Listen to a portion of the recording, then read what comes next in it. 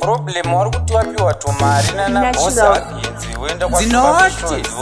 tuhembe studio kwa sheto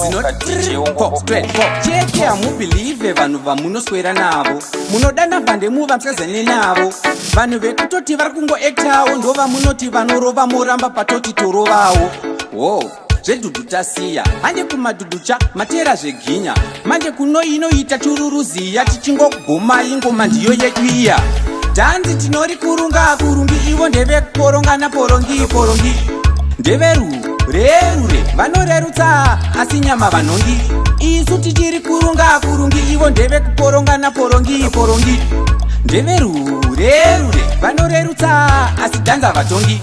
kugona kuri mukati intebe ina hati levo gogo matete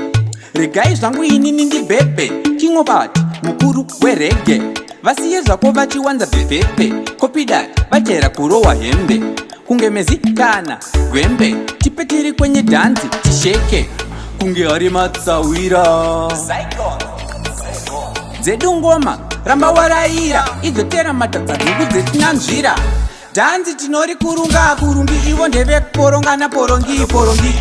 ndeverurerure vanorerutsa asi nyama vanongi isu tichiri kurunga kurungi ivo ndevekuporonga naporongi porongi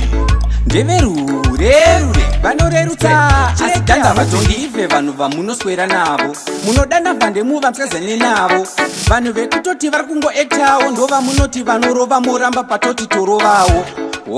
zvedhudhu tasiya manje kumadhudhucha matera zveginya manje kuno inoita chururuziya tichingogomai ngoma ndiyo yedu iya dhanzi tinori kurunga kurungi ivo ndevekuporonga naporongi porongi ndeverurerure vanorerutsa asi nyama vanongi isu tichiri kurunga kurungi ivo ndevekuporonga naporongi porongi ndeverurerure vanorerutsa asi dhanza vatongi